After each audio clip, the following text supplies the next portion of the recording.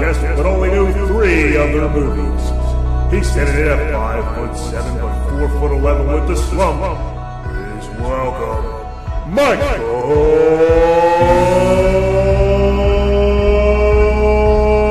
J.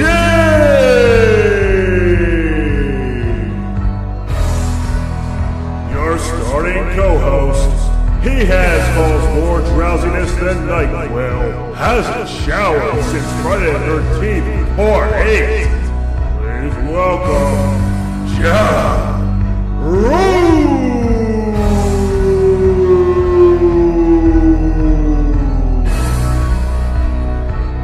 Now, your starting host. He's been ripped off more than a black blues musician, been overrated with interviews and hates to do them. Please welcome the talented one himself, the proclaimer of the saber. Makes sense. Richard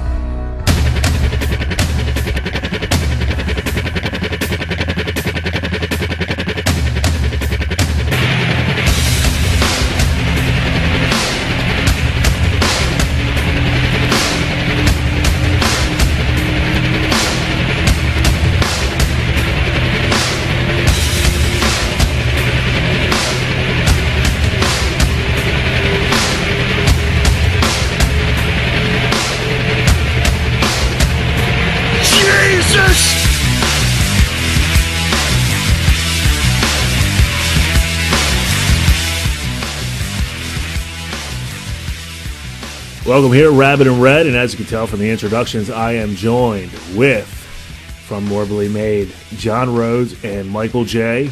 here for Rabbit and Red. And guys, I thank you for finally coming on, because we can actually get to work together for the first time. Oh yeah, absolutely. Glad to be here. I'm happy, and I know I finally fully listened to the interview you did, John, with the director of Evil Dead, which we're going to get into the review of that shortly. Okay.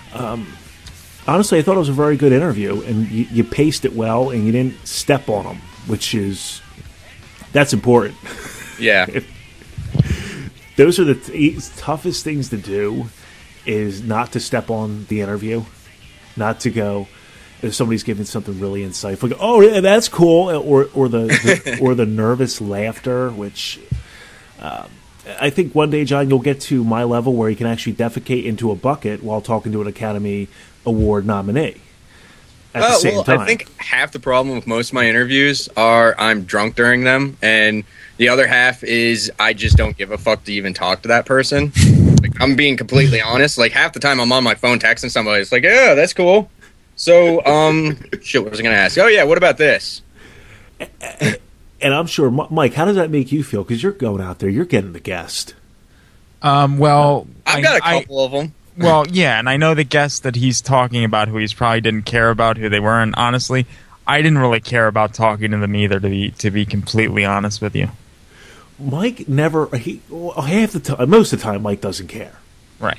It's always, it's one of these.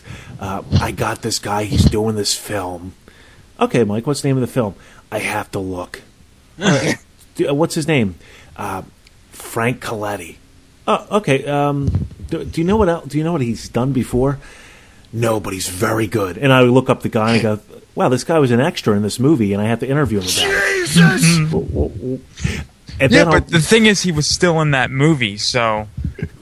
That being said, just because it's a good movie doesn't mean that the 10 seconds you're in it you can fucking talk. Yeah, but here you guys don't understand. He probably worked with the main character in the film. So, like, let's say, for example, it was the person who played the fake head in Seven. Oh, okay? Jesus Christ! You know, the one that was in the box at the end. So what happens is that person that played that head, you know, whose head they used, because basically what I figure it was. Somebody had a box on their head, and then they just digitally removed their body.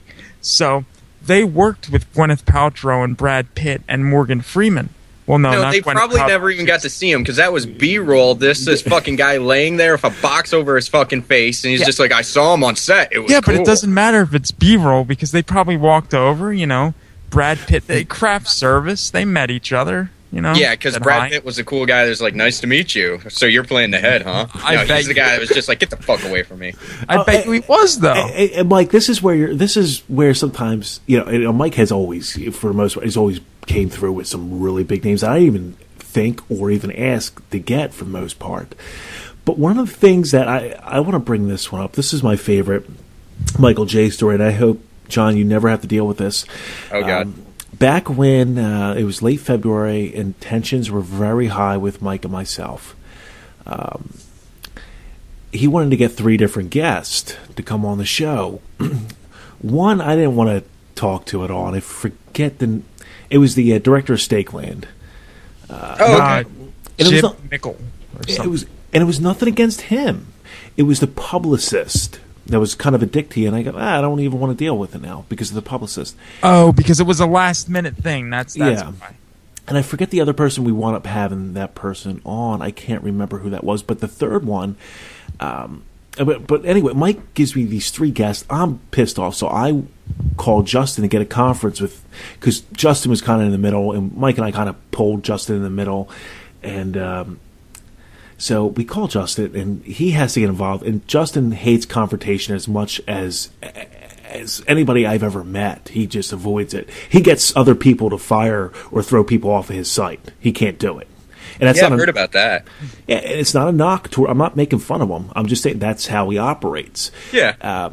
So we're on the phone with Justin, and he goes, "Well, what are these? What time do you have to do these interviews?" And I think it was like 3 interviews in 2 days. I don't want to frickin' do this.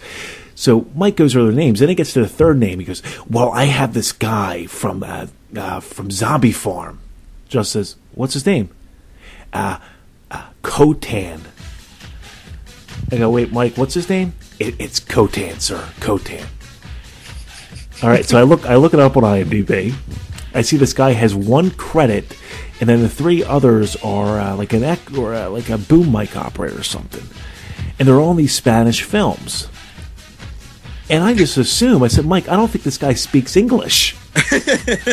And you know what? I would agree. After watching Zombie Farm, I would agree that he probably doesn't speak English because it was badly dubbed. So this was Mike. When Mike first started like really booking guests in that first year, he was excited. It was a drug to you, wasn't it, Mike? Oh, well, I mean, imagine the people that I got. Like, when I first got, who was like the... Tyler Main was one Tyler, well, Tyler Main, yeah, that was the first biggest guest I think that I ever got, and I was thrilled at that. It truly was, because the first ever show that had a guest, that was Alex, who picked up 3 guests from the Friday the 13th series, all the movies. But the first big one for Mike was Tyler Mann, and that was Mike's drug. So Mike was always, I got this person, I got that person. Okay, we're going to get this person. And I'm in the middle of this going, well, I got to interview these people, Mike.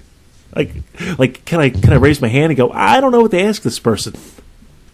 No, sir, you have to interview him. He's really good. Okay, what did he do?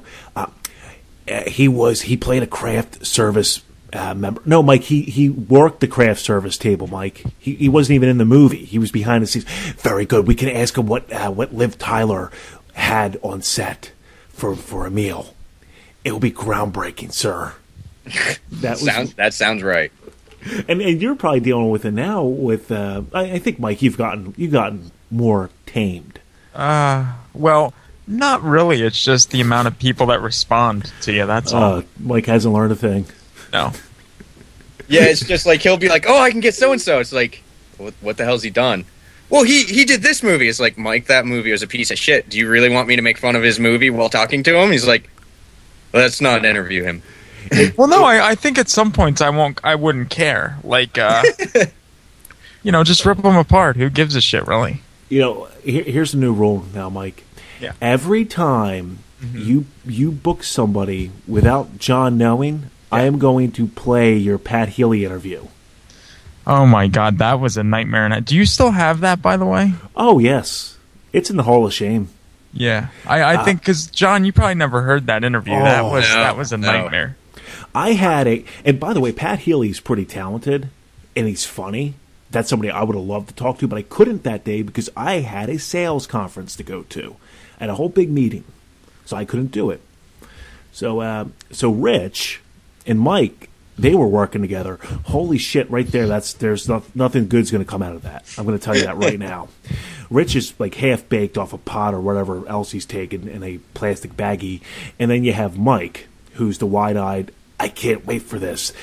And they get to Pat Healy, and Pat Healy got the quote-unquote wrap it up sign within 3.5 minutes of the interview, which I think that wrap it up sign came from himself. It could have. I mean, hey, in my defense, I did come up with 3 solid questions to ask him. Is it true your name's Patrick Healy and not Pat? Really, Mike? That was... I did initially scrap that question after the first round because I'm like, that's a little too obvious to ask. What's your favorite time of year? Is it spring or summer? I now see why I run the interviews, and every time I'm just like, should I ask these questions? You're just like, they're gold. Yeah, that's what I say all the time. And I could tell with you, John, you don't have the ego. And I didn't have the ego with interviewing because if Mike will tell you, I was nervous as shit every interview. And I thought after it was done, I go, I think that sucked, Mike. And you would say, no, it's the greatest thing we ever heard. And I go, I don't know, Mike, I think it sucked. I actually have a point. Mike has always said that to me, except for one interview where he's just like, it's not bad. And I'm just sitting there, it's like, God, I need a drink. That was fucking horrible. And this is where I thought when the show first came on, I'll be honest, I was a little bit pissed with Rich of putting you on Devil's Eyes. Nothing against you, John. I was more pissed at Mike, thinking, wait a second. You got rid of me. You jumped over to Horror-Bid. You had a fallout there. Then you're going to come back here. I was pissed at first. I really was. It's musical chairs is what it was. Musical websites. Yeah. And so then I listened to the first Morbidly Made. And here's John. And he's young. He's fired up. And he takes a shot at the at Rabbit Red. And at first I go, and I didn't care what you said. You could have said Vincent Paul's highly overrated. I would have gone, yeah, I agree. But my point, I got upset at first, and not personally upset, like it made me cry. I was like, wait a second, we're on the same site, stupid. What are you doing? You can't do that, John. I know you're fired up. But then it took, but within a minute of it, honestly, this was all like an emotion of a minute. I thought, hey, I like him because he's promoting it. He believes in it. I get it. However, because I listen to all different shows, Alex from the Skeleton Crew was, I guess it upset him, and he kind of mocked you for the first 2 or 3 shows, and then that died down. But I like that. I did like your attitude of, hey, this is, we're not digging up this, going down the same rabbit holes or digging up the same bones, and you were just making it known, and I got that. So yeah, that's exactly it. Mostly, I was just trying to really put it out there that we're trying to go for something completely different. I mean, when you think of horror podcasting, to me, those are the 2 shows that really stood out.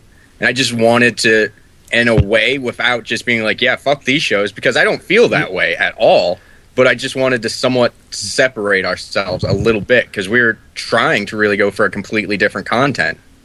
And the first commercial spot you were going to put up, but it never aired, was you saying, we're not going to get 1 guest on the line, not 2 guests, not 3 guests, not 4 guests, not 5 guests, not 6 guests, not 7 guests, but 23 people on one time on a show, all talking together. I would love to try that, honestly, if we could. I wouldn't. Yeah, Mike, that's the thing. I don't go out of my way to give advice, but poor John's over here trying to control 5 people. They're all talking over each other because it's all online. You're not in the same room. Yeah. And that's difficult, Mike. That's hard. Wait, what show was that we had 5 people? I don't know. Zombies, probably. Yeah, half of them maybe. You don't want that. It's too much. It becomes hard for John because John's the host. Well, here's the thing: is we've drawn the limit now at pretty much 5 for round tables, and I think we've pretty much got it figured out. Hopefully, if not, you know what? Fucking, I'm just gonna be an asshole to some people. You got to cut them off. You got to, but Yeah. But I get the concept. I did want to talk about this. I didn't see it today. I'm going to wait. I could just lie here and say, "Oh, I saw it," and bullshit, but I didn't. Both of you watched Evil Dead, the remake that came out today, April 5th. Let's go with, because of that little grunt. Let's go with the. Let's draw, instead of drawing straws, let's go by IQ points, low to high. Let's go with Mike first. Mike, what was your take on Evil Dead? Where do I start? Well, since we really didn't record our... John, this is new to you, since we really didn't get into our review yet for the Morbidly Made, but... yeah, we actually haven't truly dived into that yet, even with ourselves. I hated the film. Oh! I mean, it was just not good. It was a good. I'll say this: it was a good movie, and I said this on earlier to John. I said it was a good movie, but it failed as an Evil Dead movie. It really did. And there's something at the end of the film after the credits that I think John probably got all excited over and giddy, and I was just like, it's a miserable. You know why they put it there, and I'll tell you exactly why they did it. Because they knew, I don't think they had enough confidence in the film, and they wanted to put something in there to kind of make people think, oh, this wasn't so bad. But you know what? It was. I'm sorry, but it was. No, you don't put something like that after the fucking credits. Are you fucking retarded? Something that you think's a saving grace you put after the credits? Well, no, it's how many like people actually see that? Well, obviously, you knew about it to stay, sir. Yeah, I told you to stay. Well, before we even saw it, and then I fucking saw it, and I was insistent. So, okay, I gotta ask I know. this. I got a text in all caps. I woke up to a text in all caps this morning at 6 o'clock in the morning. Well, I have to ask you this, Mike. When you said it's not an Evil Dead movie, if I remember correctly, our time back in 2007, where I at first wasn't a fan of the Halloween remake. Yeah. And Mike told me, John, he kept telling me this, you gotta forget about the original. And that's actually a very good point by Mike. Forget the original and compare it. Yeah, no, that's the thing. I'm not comparing it because the film doesn't really play like a remake. It plays more like a... Here's what it is. This Evil Dead is like the H2O of the Evil Dead franchise. Oh, come on. Really? Is LL Cool J in it? No. Oh, I don't want to see it now. I was looking forward to that. No, you have some other strong-willed character. I mean, not strong-willed characters. That's another thing. There is no central character. Everybody is just bullshit characters that you can throw away. They're not real. They're not. I don't think they were really throwaway characters. I just don't think they actually spent enough time to get you fully invested in everyone. So it was kind of like Camp Out Nightmare with a budget? It's more like, here's these people, and as you're trying to get to know them, all this crazy shit starts to happen. They didn't really get you involved yet. It was just kind of like you're starting to get into it, and then all of a sudden, craziness happens, and your character development kind of goes out the window. And I thought it was going to be more character-driven. That was my feel, or at least that's always the perfect way to start when you're going to do a remake. So you're telling me, let's say, okay, I'm somebody, I have not seen this film. I ask you, John, I go in here, when I go to see this movie, should I expect to see the next Bruce Campbell, that type of character, that Ash character? Or where is the Ash character? Do they exist? Should I tell him where the Ash character is? You know what? Please do, because I'll get into that. Oh, hold on. Please do. Before you do, spoiler alert. Okay. Yeah, let's play the sirens and everything. Yeah. Homos. Yeah. All right. Well, there is Ash. Ash is after the fucking credits. That's like the big reveal after it. Like, I didn't even really want to get into that, but you know what? Fuck it. Ash is there. He's after the credits. So, but are you going to get that another strong lead like that? I don't see it. I don't. In honesty. No. Now, when you tell me that, I'm going to view it this way. They really must have set this up for a sequel in a year or 2 or 3 years from now. Do you think that's the case? Absolutely. I really think they said they wanted it sooner, though, remember? What was that, Mike? But they said they wanted to get moving on a sequel sooner, remember? He was thinking this summer shooting one.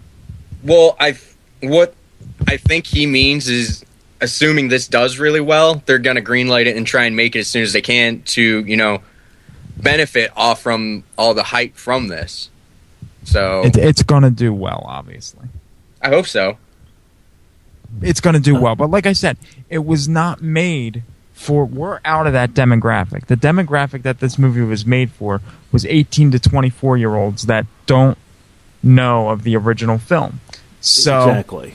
But that's what I'm saying. I know Fide was talking about a crossover, maybe blending the old with the new and bringing Ash into that. I still think that would be fucking amazing. Yeah, but I don't think that's going to happen because if your target demographic... Because look, the way that it is, figure the audience is 100%, right? So, all right, let's say 80% of that is the 18 to 24-year-old crowd. And then 20% of that is us, the people that grew up with the original. They're not going to make a crossover movie that's going to alienate 80% of their audience. Are you fucking stupid? Think about this. If they make Evil Dead 2, they're going to build that audience. If they make Army of Darkness 2, they're going to get the old fans reinvigorated, and then they combine them.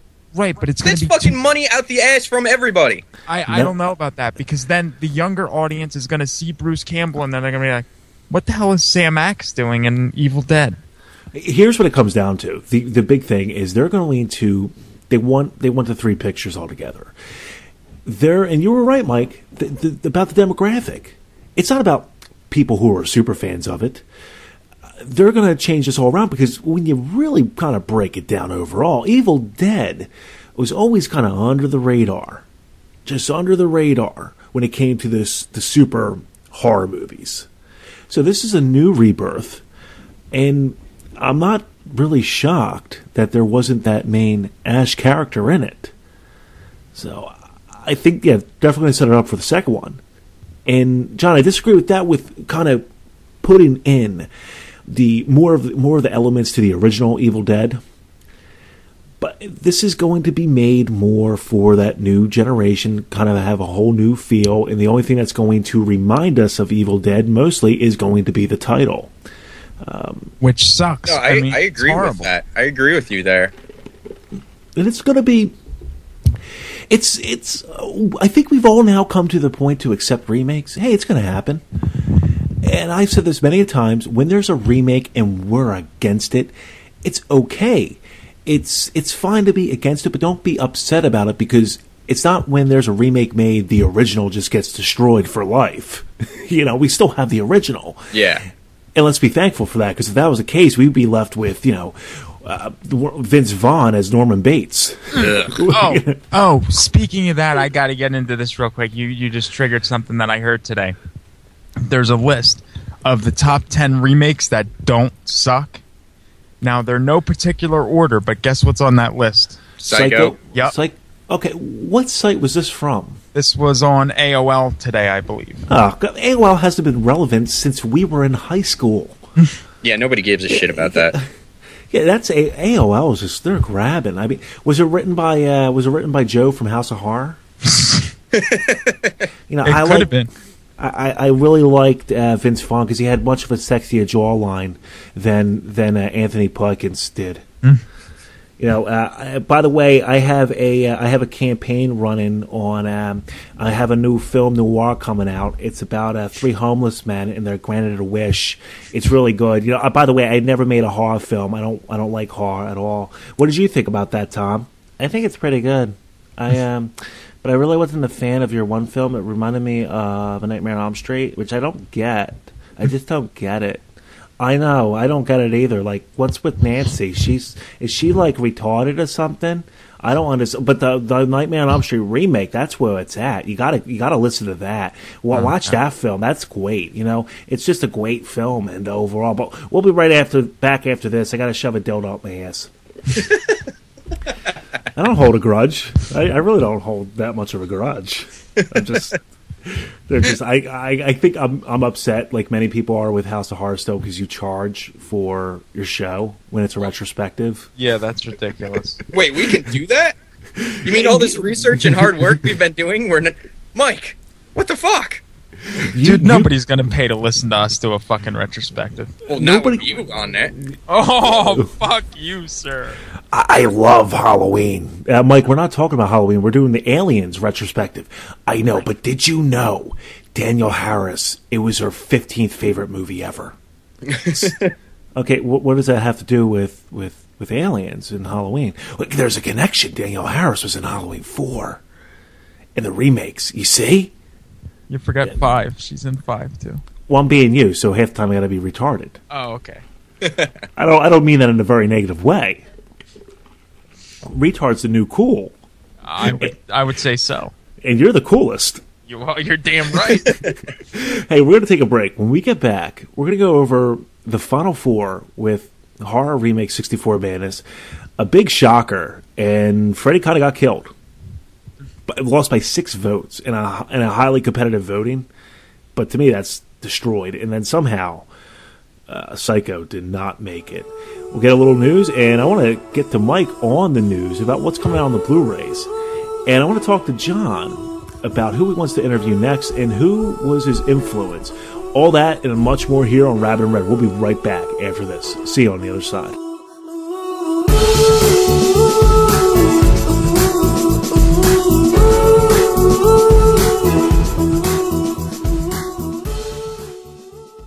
A legendary film critic, Roger Ebert, has died. That's what the Chicago Times newspaper is reporting today. Ebert, 70 years old.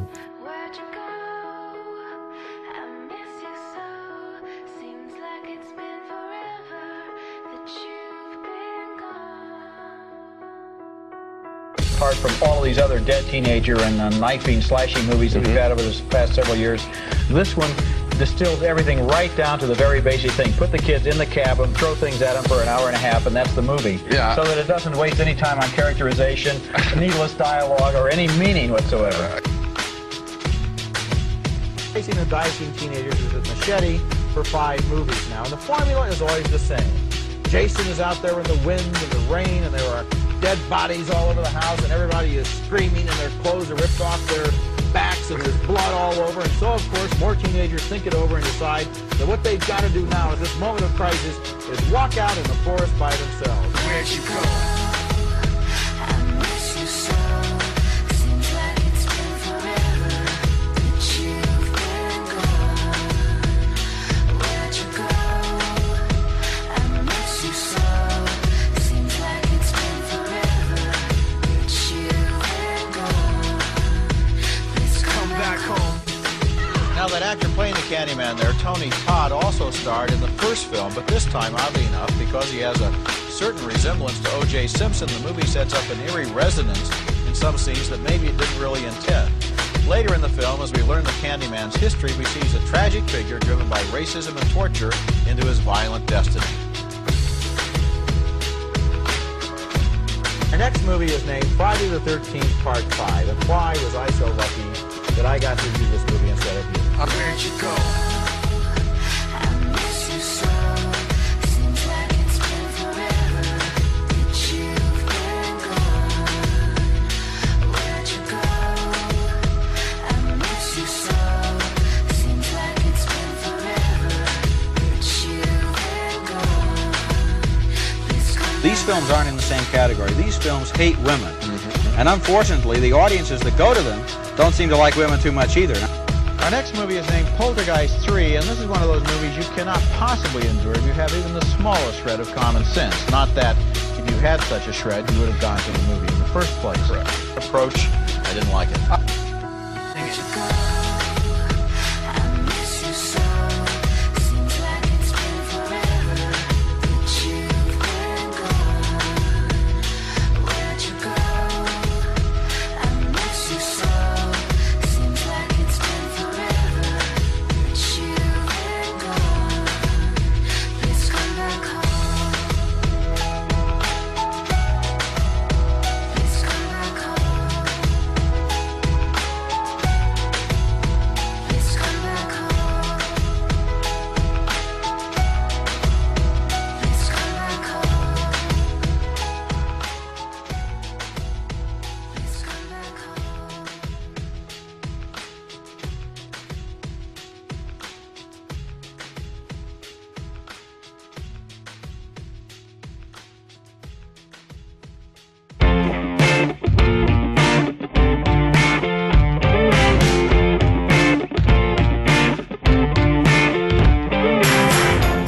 Welcome back here, Rabbit and Red. For a break, we're going to talk about how we're going to go over the Mike. Stop trying to stroke the mic. Yes, sir. I was, here I know it's good content, but stop rubbing it on your cock. Oh man, it just feels so No. good though. You hear? Serious, you keep it. You keep it up. I'll make you give all that money back that got raised for Camp Out Nightmare. I will. Dude, that money's gone though. Oh Jesus! Poor Lito Valesco. He just He was the biggest supporter. I got to tell you that. yeah, he funded about 14 Blu-rays. Thanks. What the hell? Actually, with his money, yeah, it was about. Let's make it an even 15. Yeah, we'll say 15. Mike has lower credibility than a dirty politician at this I'm point. gonna make the damn movie. It's just I didn't do it then because we had a run of really bad weather. I And just need more money, people. I spent the last one on Bazooka Gum and comics. Cocksucker mother. no, Bazooka Joe gum is way too hard for me. I can't stand it. I like hard things in my mouth. Once I get you down on your knees. And that's Mike. No, before the break, talk about going to go over the Final Four, and I also wanted to talk to John about what your biggest influence was to get in this, what I now call this horrible realm, this trap of doing a podcast about horror. So, John, what really made you get into it? Well, it's somewhat of an involved story. So what made me get involved in it is me and Mike had been talking for a while. We had a relationship outside where I'd been actually helping him with Camp Out Nightmare. We did 2 rewrites of that, and Mike just actually ended up asking me, just through our conversations and whatnot, if I'd be interested in it. So that's what got me involved. As for my influences, you're going to be able to pat yourself on the back here, Vince, but you're honestly my biggest influence when it comes to podcasting, because you guys were the first ones I really started listening to. You guys were the ones that influenced me the most. I mean, Alex did have an influence with the crew, but hands down, it's you, Vince. That's honest. It's a humbling experience, and it goes to my heart, not my head. I never thought that what Mike and I were doing on Horror Bid would, and I think I used to tell Mike that. I say, hey, wouldn't it be cool if somebody listened to us and go, hey, I could do a show better than those guys? And that's kind of what I wanted. Right. To inspire people, because I was inspired, John, by I'm forgetting. I shouldn't forget these people. The Dead Pit Radio. Pit. Yeah, Dead. I was inspired because they interviewed Tom Matthews and they blew it. And those guys lack charisma. I don't. It might sound mean, but you know what? You can call yourself the innovators, the ballers, shot callers. You're 2 guys from Kentucky. You don't have the talent. You're wasting people's time. So I listened to them and said, "Fuck that." I could be better than what they can do. And I think, honestly, from day one, I was. And I just can't believe what I was able to inspire you to come out. And then, unfortunately, you're working with Mike, and I sympathize with you on that. I know what that's like. Well, you have to admit, Mike is a great producer. He's great to bounce ideas off of and go back and forth for. And then, I really considered that we're working with the fans as well, because we really try and involve them as much as we can. So, and you're right about that with Mike. I could tell Mike honestly that he was one of the easiest people when recording, easiest to work with, because Mike understood me where I would say there was no prep work. There was nothing. I say, okay, Mike, tonight we're going to talk about this, that, and that. Okay, let's record. And I didn't spend. I would go back, edit the show. Me editing the show is about 10 minutes, if that. I splice it up and I go, okay, I have this trailer, boom, boom, boom, I'm done. Or if I remembered, hey, maybe there's a really loud noise in the background, okay, I'll write down it was that spot so I can clip it out. But Mike always picked up on that. We worked so well together. That's why my heart was actually broken when Mike left last March. It really was. And I remember on that show, John, if you listen to that where Mike walked off the show, I played Limp Bizkit's. I sent him a link to that, by the way. I haven't listened to it, but it's know good. why, Mike. It's good, though. I played, out of tribute to Mike, Limp Bizkit's My Way. That song was to Mike, because I kind of felt how he was feeling towards me, that he was just going to be done. But I want to ask you, if when you're listening to us on Harbor, what kind of connected you to that Rabbit and Red at that time? Like, what was it about where you said, "Man, I'm going to keep listening. These guys aren't that bad." It was how relevant you guys were to what I was, interested in, what I was actually reading about, and then you guys had awesome guests, and your guys' chemistry was funny as shit, honestly. Well, I appreciate that. I still think to this day it's those were some stressful times that I think we caused on ourselves. But I would agree with that. We caused that, but yet it was fun to record. I think Mike knows this, that the Mask show, John, that's my favorite show ever. Because that was my fuck you to Justin. Justin said, well, fans aren't into it, and you got to really cater to that. Fuck them. And I'm sorry. Fuck them. The 20% who are always loyal, that's who I'm going after. The 80% who care less, fuck you, I'm right. Like, they only listen caring, what guest we have. The 80%, only listen to a specific guest, maybe, and that's it. Yeah. And you know what's funny, Vince, is me and Mike have actually already decided that as soon as the Evil Dead retrospective's over, unless we get, Rob Zombie or another huge guest, we're actually going to do an entire show not about horror. It's just about everything else, Well, you like us and you like what we talk about, listen to it. If not, fuck you, whatever. Well, that's about 50% of Rabbit and Red. I think we're several percent horror, and somehow people connect. And man, I'm appreciative. I always said this: 5 people can listen, or 5,000. I don't care if somebody listens and they send emails. And speaking of emails, because I don't like reading my emails, and I get a lot of nice personal emails. I'm still yet to get a real hateful email that's not from somebody I know that's disguising themselves as somebody else. So, which is also like, thank you for that, because I thought somebody was saying, "How dare you? I was offended." Blah, blah, blah, blah. You guys get emails.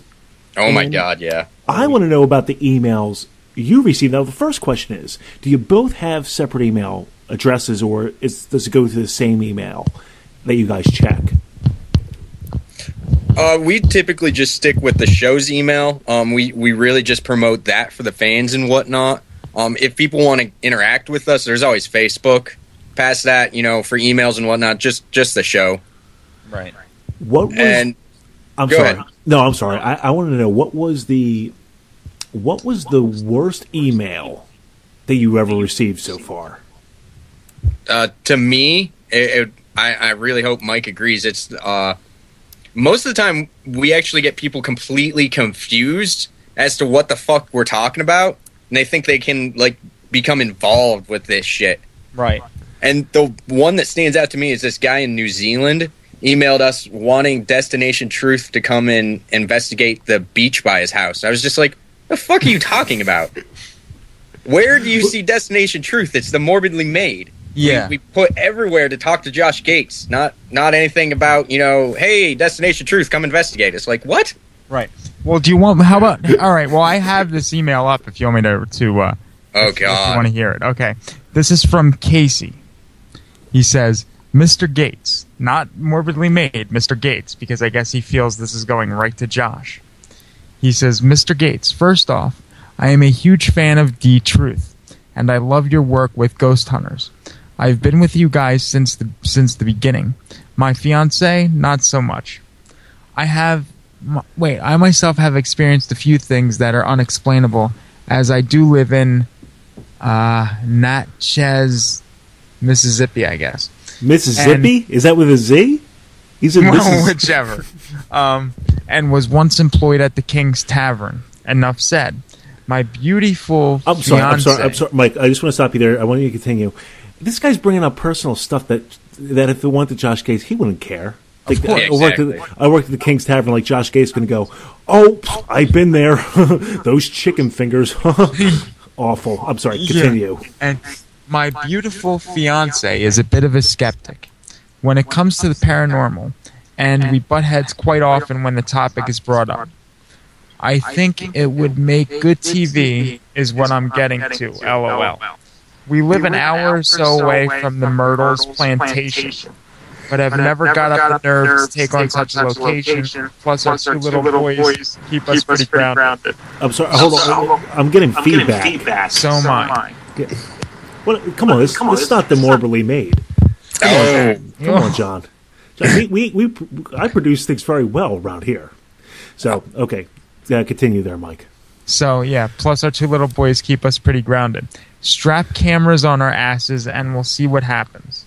That's from Casey S., Natchez, Mississippi. And he also puts that he's a 32-year-old white male.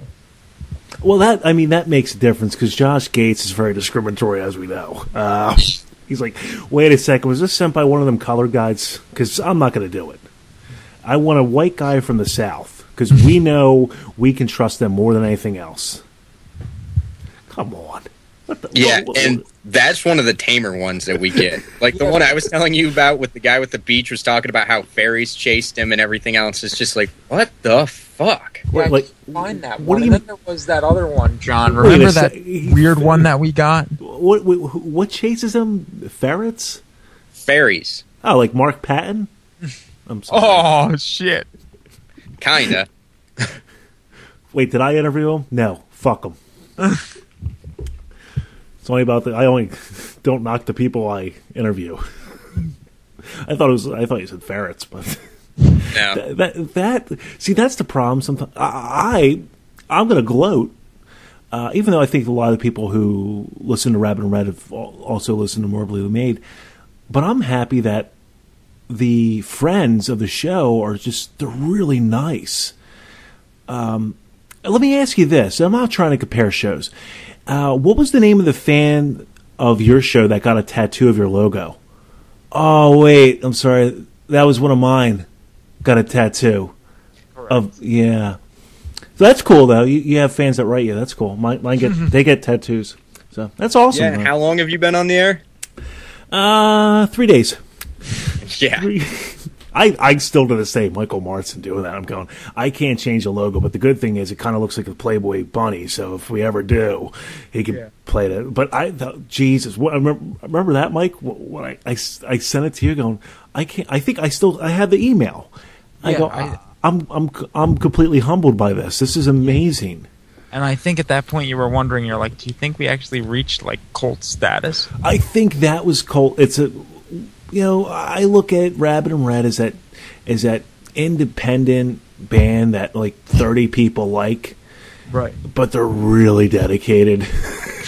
They're real. We remembered from when House of Horror, bashed us. Dan Chase was threatening to kill one of them. Oh yeah. Oh yeah, he did because they told me to fuck off. One of them told me to fuck off. So Dan was ready to fucking go to New York and fucking kill them. Dude, you don't know me. I'll fucking come up there and roll 40 deep on you. And that's why I love Dan.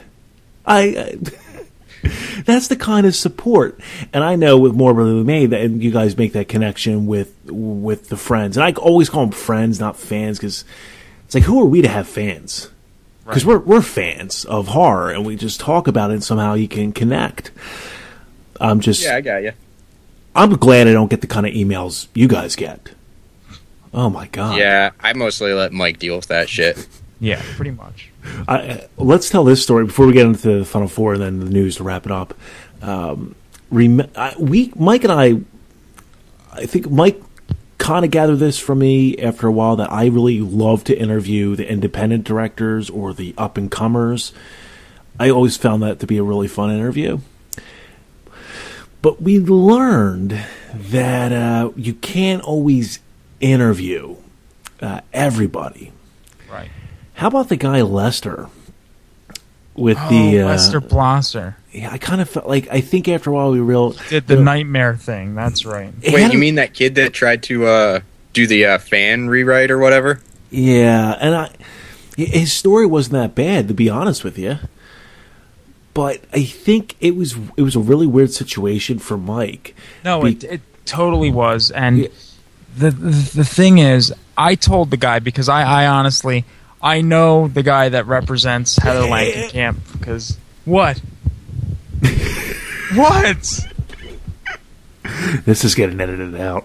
Oh. What, you don't want me to say it? It's not a big deal. No. I thought. I'm sorry. I thought somebody was calling you. So, well. Also, before you get into that, keep in mind this guy, Lester, was 20 years old, but he didn't contact us. He had a representative. Oh, yeah, that's He had a representative? Yeah, he had a representative. Yeah, that's right. But I think it was actually him, though. You know how, like, the Seinfeld, the Jimmy episode with, Jimmy's down. I think that was the Lester situation. Oh, Or was it like his dad? No, I don't think it was his dad. Dad, call these guys and be my representative. Oh, now did you? So what did you do with that, Mike? Because I don't remember. Did you actually contact Heather Langenkamp's representatives? I did not, because Okay, I good. told him to send me a script, and he kept saying, well, I'm working on it, or I'm not happy with it, so I have to go back and do this. And I said, listen, if you don't send me a script, I can't do anything. So he never sent me a script, so I could never do anything. How funny is that, John? You got two shitty screenwriters battling it out. I know all about shitty scripts, sir. Send me it. It's okay. I'll film anything. My last script was written on a crappy crunch box. Hey, I only know about shitty scripts when Eric Morse is involved. No, I'm kidding. Oh, great. Now the guy's going to find your address and kill you. Nah, he won't have. He doesn't have my address. If he was going to kill us, he would have killed us when we dropped his interview. Pretty much. Oh, boy. It's okay. Just get along with everybody. I want to get along. It's not my fault that he decides to be an idiot and post unfounded statements on his Facebook. What can anybody do to really trash Mike's reputation at this point that I haven't already done for the past 2 years when we're good terms and working together? I mean, honestly, what else could you do? I mean, I buried Camp Out Nightmare before anybody. It was my job to put it over. I didn't care. Yeah, of course. I said, I don't like this. My view was, I don't like the script, Mike, and I'm going to be honest about it. Have you read the new one? No, he hasn't read the new one. I just hope, and I'm sure it's better. I appreciate what Eric Morris did to the script because it was what Eric was somewhat told to Mike about the kind of feel he wanted. So I appreciated that. I hope I do want it to do well. As long as it's not like anything else he did, that's all I care about. I still think my version is funnier and entertaining, and John, my version would actually be the real life making of Camp Out Nightmare, where I would play Mike, and it's documented footage of me trying to make this film, and I think that's the real hit. I think people want to see that. I think we should just have you on set, Vince, just filming it, and the documentary can go along with it, or the film can go along as a centerpiece for the documentary. Actually, I still want to be there on set. I don't want to star in it. I really don't, because I know if my lines are like, "Oh no, he's going to get away," I want. Honestly, Brock's character has totally changed direction at this point. I forgot what my character's name was. Brock. Yeah. What it's the totally hell? he's John, what about it? He's totally changed. I think almost all the characters have totally changed since you gave it to me. Yeah. Oh, I can see John right. Oh, who's this for? Vince. Okay. Interior hallway. Brock is blowing a homeless man for a hoagie. Actually, I had no idea who anyone's parts were or anything. I was just handed the script, and me and Mike kept talking, and he was just like, "Well, I kind of want it like this," and he's like, "This would play better," and he's like, "I want it like this," and it's like, "I'll make it work." Everything Mike says, it doesn't make any sense. You're going, oh Jesus Christ! I'm going to make up a fake name and put it under that. Here, Walt. Well, a lot of the times, like, me and him would actually fight about it. He's like, "I just want him to kind of like teleport," and I'm like, "It's got to make fucking sense." Mike doesn't realize that. Here's a quick story before we get on to the final four of Horror 64 Madness. When I was filming a scene, or a couple scenes for when Mike tried this 2 years ago, Mike, we were in this patch of this field. And in this field, there was some wooded areas, but then there was this big centerpiece where it was kind of hollow in a way. It was surrounded by trees and thorn bushes, but in the center was somewhat hollow, was free space. So Mike wanted to have this shot, John, of the killer stalking his victim. Okay. And so Mike says, "Okay, I need you to get into the brush, like into all these thorn bushes." I'm looking at Mike. Keep in mind, I'll brag. I have a high IQ. I'm a smart guy. Okay, I know what I'm working with. So I break off a branch and I put it in front of the camera. I go, "How about this?" And I swear to God, it's like I discovered fire for the first time. Mike's going, "That's brilliant." Oh my God. I'm looking, I'm like, you want somebody to get in the thorn bushes here to film a fucking shot? Are you crazy? And the best part about filming with Mike, we know he's handicapped and he's limited, and he has, sometimes his hands shake. He can't help it, so he can't film. But he winds up not directing the movie. He'll just go, "I guess that works," and I take it over. And I tell Mike that I'm going to take over your movie. I'm not going to lie. I'm not going to sugarcoat it. And Mike will try to suggest something. How about we shoot him in a tent? I go, "No, fuck that. We're going to shoot him this way," and it becomes my movie. So that's why I can't direct or hold the camera. Because Mike's, it's tough for him, and I'm going to take it over, Mike. So that's why I can't do it. And I don't want my name on there either. It's Justin Swerns. That's my name. You can put me as that. No, actually, Justin's name was off. I mean, Justin at one point was going to be producing, and Alex was going to be producing, but obviously they're not on there anymore. I never wanted to be a part of it. You end up getting sucked in every second. What the hell? I don't need this, Hey, before we head out, we have two things left. One, the Final Four, the voting starts very soon, and you see this from the original round. Halloween beats out A Nightmare on Elm Street. That's somewhat of a shocker. It doesn't shock me as much as, what do you guys think of this? Psycho lost to Dawn of the Dead in the original round. I'm not going to lie. I voted for Dawn. What? Yeah, well, John, I am fucking shocked and appalled. I thought you were a fucking gentleman and a scholar. You're a Rhodes King. Not anymore, sir. Not anymore. See, the way I looked at it is, if I had to watch one, which would I be more enthused to watch? And okay, I like Dawn of the Dead more. You're on drugs. But Mike, that's something I've said before. If you have a tough time voting on this, think of it that way. If you have one movie to watch, which do you watch? So John, I'm not saying it's a better film, just saying that it's more enjoyable to watch, for me at least. Well, in a lot of ways, I love Psycho. Psycho's a heavier film. Dawn of the Dead is a fun film. It's good. Yeah. I think it blows away. No, I'm not going to say blows away, but I find it to be more entertaining than the original Night of the Living Dead, which I know is a classic. I like the Night of the Living Dead. It is. But Dawn of the Dead, it was innovative. And also that coloring of the film, I like. Yeah, I agree. And then how about for the remake round? The Thing beats out Hills Have Eyes, which I saw coming. Yeah. But finally, thank God, Silent Night, which, by the way, received 3 votes. There was 26 votes, but 3 of them went to Silent Night over The Fly. I would have been on there. I would have done that. You're an idiot. You can't. The Fly is an amazing remake. So The Fly Absolutely.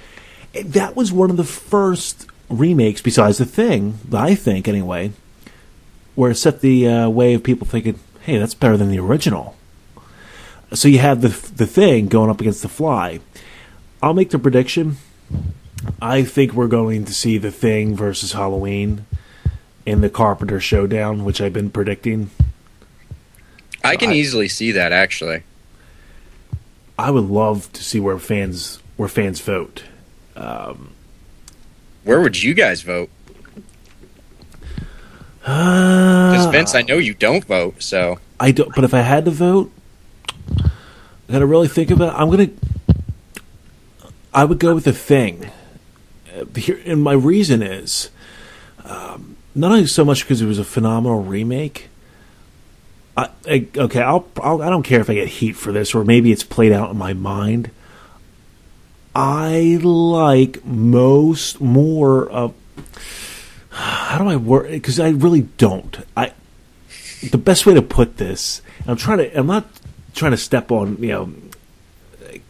twiggle around this one. I think the score of The Thing in Halloween, that's where it's also I think about. And I love the synthesizer done from The Thing. Halloween, of course, has one of the epic scores, but I think acting, I go to The Thing. The Thing had better acting, and it was actually, I find it to be more suspenseful than Halloween. Yet Halloween set a whole precedent. The Thing, I go by suspense. I might go for The Thing. Mike, where would you go? Would you go Halloween? Yeah, I would have to go Halloween. John, if you have to pick, The Thing, the remake, or John Carpenter's Halloween? Halloween is a classic. I love it, but I agree with you, Vince. I think that John Carpenter pretty much was able to progress and really make a masterpiece with The Thing. The Thing, I choose that every day.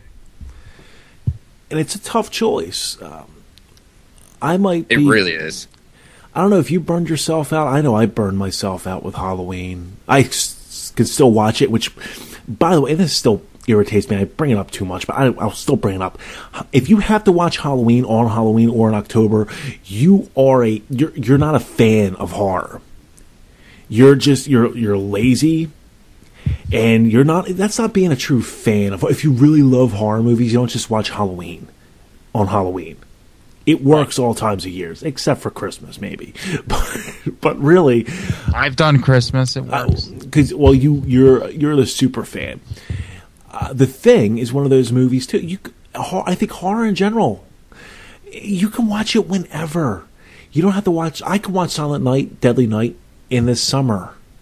It works well on Christmas, of course, but it kind of irritates me that some people view certain movies that way. Hey, before we wrap it up, Mike, for old time's sake, let's go to the news. Wow. What do we have in the news portion? Well, do you know what's coming out on Blu-ray from Shout Factory? I saw it just announced. Or not Shout Factory, it's Scream Factory, I'm sorry. Was it the one that I was hoping it would be? Mike stops moving the microphone around? Was it that one? No. Okay. It's even better than that. Oh, really? Mike's actually on time. Wow. Oh. House MD was on. Yet I get sick. No, House got Fuck canceled. you, sir. You can't miss a show. Fuck you. You don't care about the show. Well, can we do it Wednesday at 8? No, I got TiVo time. I can't. Well, no, Wednesday at 8, the middle is on. But fuck you don't care. And then Tuesday, let's see. Monday at 8, I don't watch anything. Tuesday at 8, Hell's Kitchen is on now. Mike. Yeah. Moving on, sir. Moving on. Nobody cares. Thank you, John. You're picking up. You're good. I really did influence John. No, this comes out July 23rd from Scream Factory. And the movie is? Yeah, you never told us what it was, Mike. A Blu-ray collector's edition of John Carpenter's The Fog. Ooh. Ah, very nice. What kind of, what are we getting on the special features?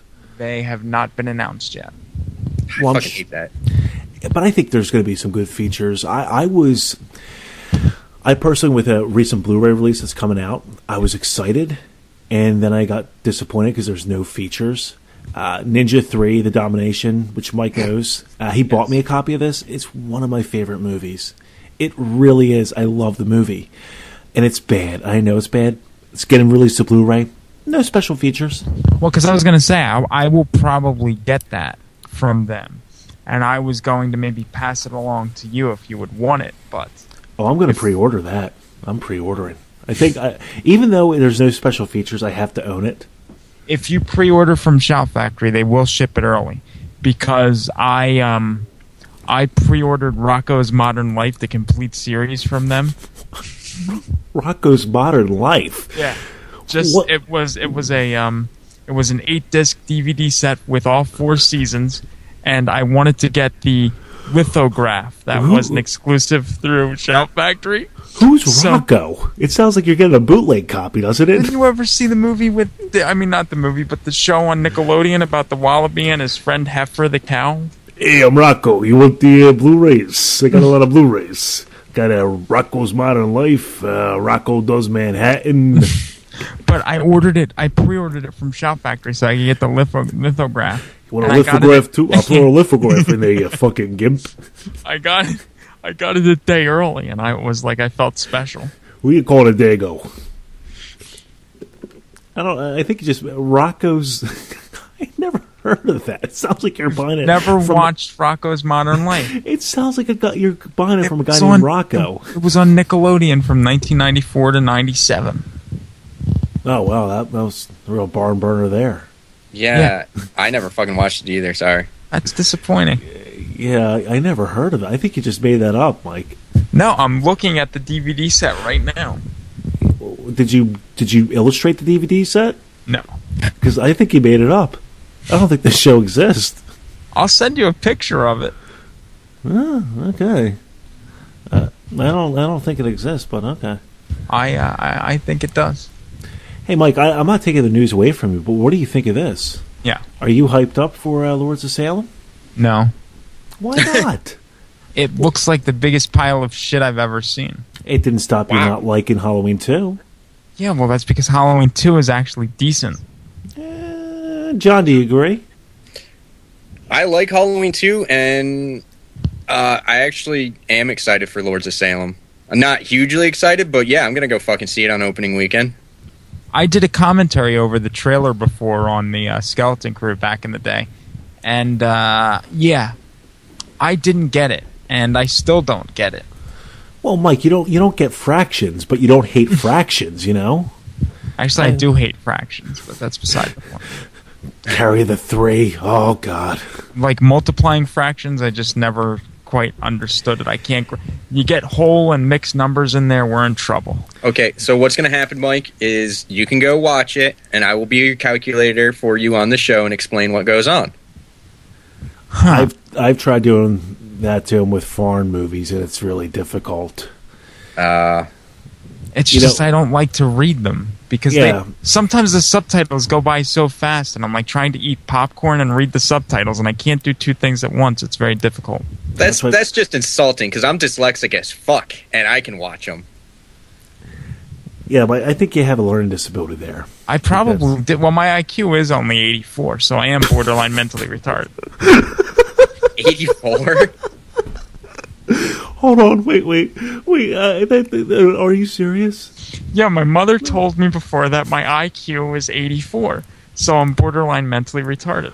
Holy shit. I have document proof. If you guys need it, I will send it because I had to do this last year. A full IQ. I'm talking about the full thing.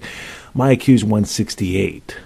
Well, I don't remember taking the test. I just remember one day we were driving somewhere, and I forget how it came up. Wait a second. I'm sorry, Mike. Yeah. My IQ is 168. Yours is 84. 84 times 2, that's 168. Really? I'm 2 times smarter than Michael J. Holy shit. That's amazing. Oh my God, I feel bad for you. I have a disability myself. I can't, really simple things, I don't know. Right. I don't know that. If you give me a broken lawnmower or a computer, I can put it together without knowing. Well, you know what I think it is? I don't take standardized tests well. Yeah, because there's words. Well, right, and, sometimes, I'll be honest with you, in school, when they would give me the standardized test and they'd give you, the little Scantron sheet, that you have to fill out the bubbles, sometimes I would just get bored and fill out any bubbles that I really wanted to. Yeah, and in your head, the Halloween theme's going right, and Daniel Harris is running around, and you're just like, do, see. Actually, this is no fucking lie. I will tell you this for the truth. There was one time I got so bored during one of those tests that I actually started going do, and I filled out the answers on the Scantron in corresponding order with the do. It was like A, B, A, C, D, and... Oh, Mike, I don't think your IQ is 84. I think it's like a 105 or 110. I honestly do. There's no way it's 84. Yeah. I know you. Yeah, and I mean, look, we make fun of Mike, and maybe I'm like just a Gorker in disguise. I don't know. well, you're not Rayman, that's for sure. Oh, that's a given. Well, no, I do know running times for movies like you would not believe. Definitely 117 minutes. Definitely 117. It was produced by John Walken. John Walken, definitely. He also did The Birds back in 1968. Definitely that 63. Hey, Made even better. Thanks, Mike. exactly.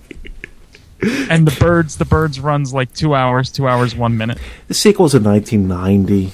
Sequel was 1995. Or no, 94. I'm sorry, 94. It was in Cape Canaveral's filmed. I don't know where it was, but it was a Showtime original movie, and it was like 90 minutes long. Rick Rosenthal directed it, but he was under a different name. I think Alan Smithy. Definitely a different name. But November 10th, 1990 was Psycho 4 on Showtime. Definitely Psycho That was 4. November 1990, I will say that. November 10th to be exact. It was on a Sunday at 10 p.m. Uh-oh, Wapner. It was a Saturday at... It was a Saturday at 8 p.m. Janet Leigh introduced it, and then they had Psycho on right after it at 10. See? Mike is... How do you remember this? Because he's Rayman of horror. That's what he and is. Psycho 4 ran 96 minutes. John, his IQ's not 84. 84 is considered dullness. That's what it's considered. Your IQ is not 84. You're above it. I think because you were guessing on the standardized testing. Yeah, you like didn't I have said, to be. next time you guys get a Scantron sheet, I'm not kidding you. Try to fill out the letters in the Halloween theme. I guarantee you'll screw up every time. Yeah, well, what's the point? If I did that, I'd still be in the third grade. Well, just because I wanted to get done the test, I just got sick of sitting there and looking at it because I'm like one of the questions is like, this person drives this many miles, this person drives this many miles. How long is it going to take them to get to this person? And I'm like, fuck this, I don't care. This number, this whatever, I don't care. Nice, Mike. See, I want to give I would love to. Oh, this would be a great bet. I wonder whose IQ's lower. Is it Rich or is it Mike? I'll take a test, and I'll take one for real this time. Dude, that would be awesome. We got to do this. I'll do it. I want to see. And, of course, I make fun of Rich. It's easy to. And I still need to rip him even more for the last show. You open up the show with Thrift Shop. Come on. I know. Well, I don't like it. Well, when he guested with us, not gonna lie, like a lot of times, like he was stealing my shit. Like I didn't know we were getting to that. Like we had him on, and he was great. Don't get me wrong, but like half the shit I was gonna say, he's listing off. It's like, well, fuck, there goes that. I know he was. I think half the time I listened to that, he didn't know if he was Tim Quill or not. Like maybe I'm wrong, but that's the sense I got where he's supposed to pretend he's Tim Quill, right? Yeah. And then he's, well, I'm running the devil's eyes. It's like, wait a second, you got to play along. Come on. Well, it's better than Mike when he's talking to Scott in the 10-minute interview, and he's just like, "Well, Scott, what'd you think of this?" And I'm sitting there texting him, was Scott like, instead of Tim Quill. "Yeah," I'm like, "It's Tim, fucking Tim, call him Tim." I cut that out, so you'll never hear it. Oh, you cut it? Yeah, I did. Why did you do it that way? Why did you have to have somebody representing somebody else? What was the theory behind it? It was just humorous because they blew us off. What it was we had everything lined up, and he never called. We sat around with our thumb up our ass for a half hour. It's like, okay. And Vince waited. knows how that is. We've done that many times. Yeah, we waited. There was no contact, no nothing the next day. And it was like, you know what? Fuck it. Let's see if Scott will play him. And Scott played him for the interview, and I was just like, you know what would be really funny? If he stuck around and we had somebody completely else continue to be him. That is funny. And before we go, I want to admit to this. Mike, I never told Mike this. Mike, you're going to get pissed off. Okay. Who was the guy that directed Vanishing on 8th Street? It's a common name, too. I remember him. Greg Anderson. No. Fuck, what was his name? Because I don't remember. I know who it is because we were supposed to interview him at one point. Hold on, I got it right here. Vanishing on 7th Street, Brad Anderson. That's it, Brad Anderson. Okay, there was a conflict with his time a couple times. Yeah. So this was in the winter of 2011, which Right. was really a heavy winter for Rabbit and Red because it was interview after interview. So anyway, we're supposed to interview Brad Anderson. It's supposed to take place. First time was on a Monday. Wait for an hour. Nothing. Then it comes on Tuesday. Mike says, okay, he'll be on at 7:30. So Mike and I start at 7, and we're waiting for him. Gets to 7:30, nothing. 7:45, nothing. 7:50, nothing. 8 o'clock rolls around. Mike goes, I'm done. I'm not going to, I can't wait anymore. So I said, Mike, you asked me, can you wait another half hour? Right. I said, okay, fine. 8 o'clock rolls around. 8:05. 8:10, he calls. Really? Yeah, I didn't pick up. I wouldn't have picked up. No, I wouldn't have picked up either. And But then I- you know what? Well, wait. Go ahead, finish yours because I got one that's funny too. But I did lie to Mike, and I said, oh, yeah, he never called. But here's where it got worse. He kept calling back. Did he really? Yes. It's almost as bad as the time. Now, my second favorite show I ever did was we had... I can't believe I'm forgetting this a couple people's names here. One, I had the gentleman who played Madman Mars. It was a surprise guest.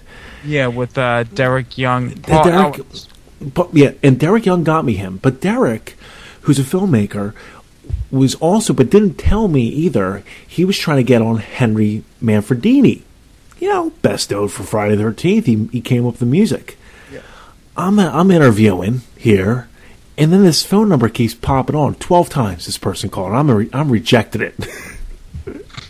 After the interview, Derek says, he thanks us, and he goes, "Hey, I tried to get Henry Manfredini to call. I gave him you guys' number."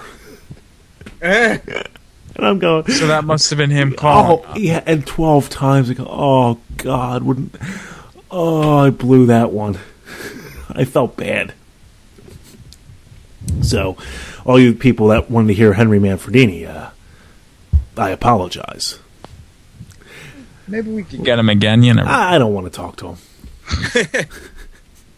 I don't want to. If I have to hear him do the whole, I wanted to make it sound kill, mom. I don't want to hear that story again.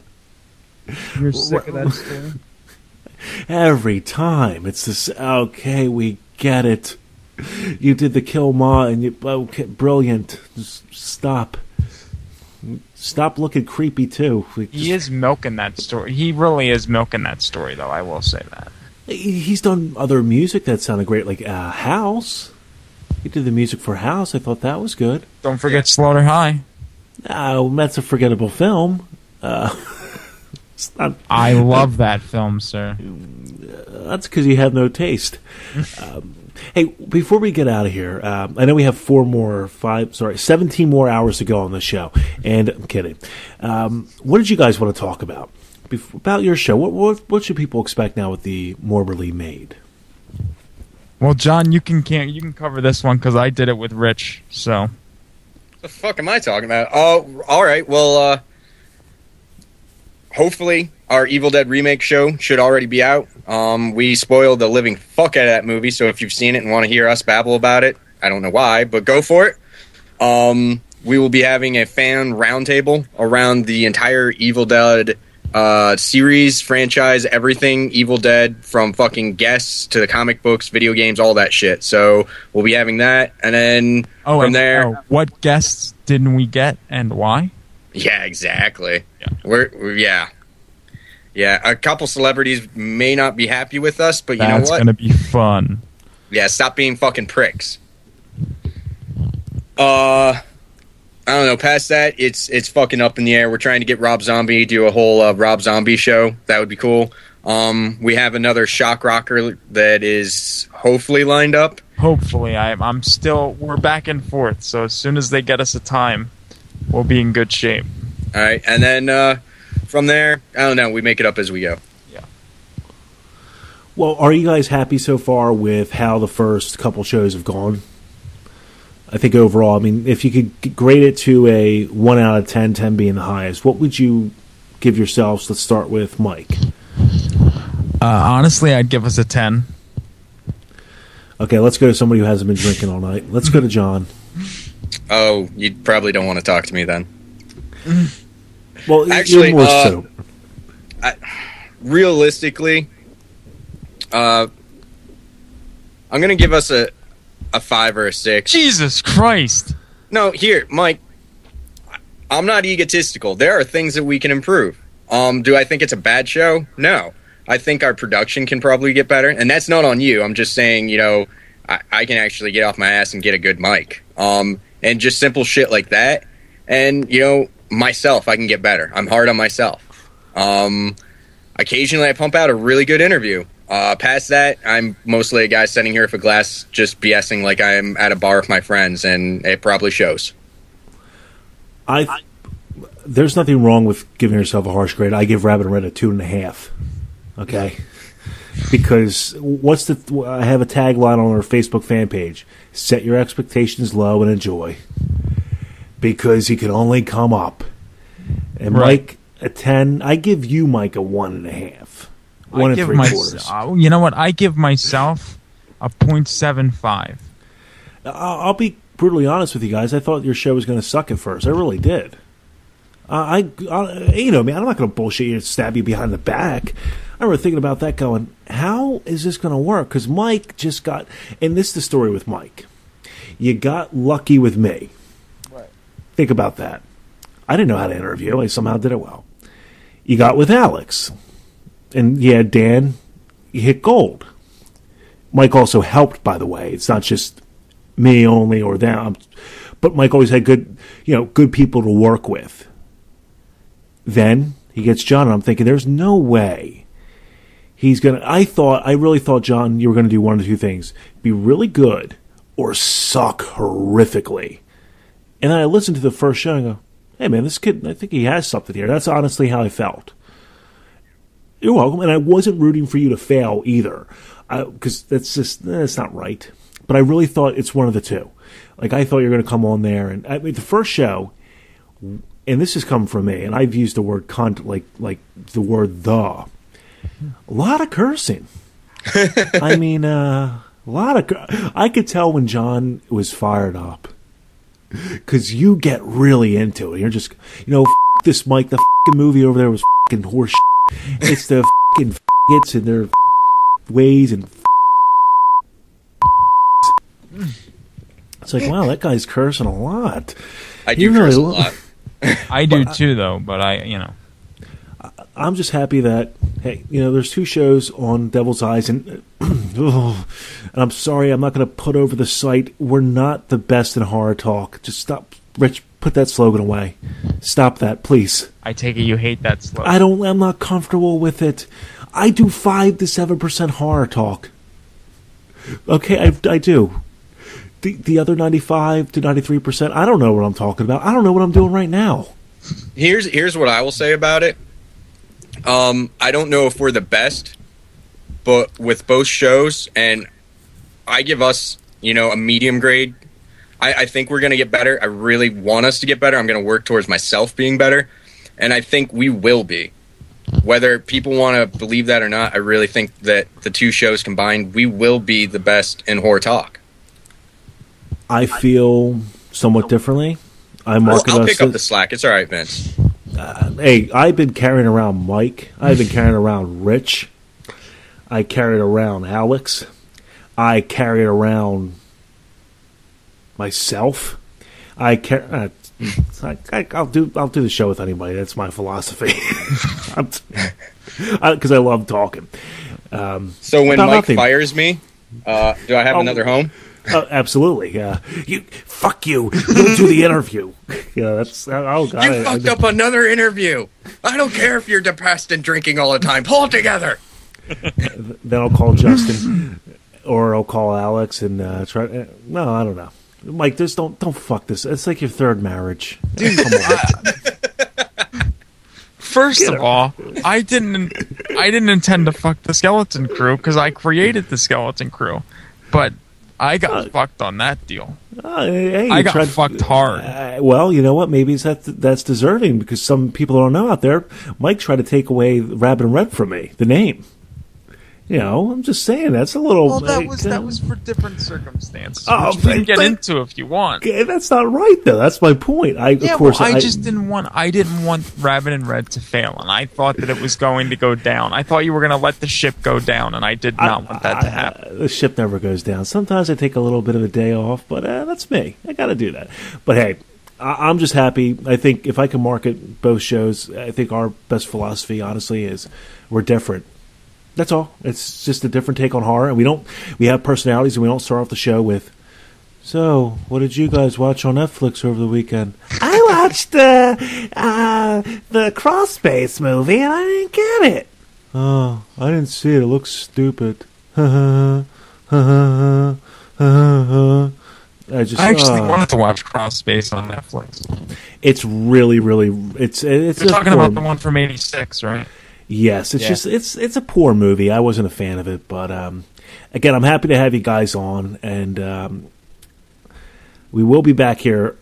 I will try to be back here next week. Honestly, I still don't know what my future holds. There's a lot going on, but if Rich gets to fill in, I will talk to him first. I'm not gonna let the opening song go. I really won't. That kind of get a little bit irritated. You know, I'm still unhappy with how he's changing the site that I just fixed up. I don't care. He can throw me off. I don't give a shit. Go keep writing about masks and toys and action figures. I got some hard-hitting journalism.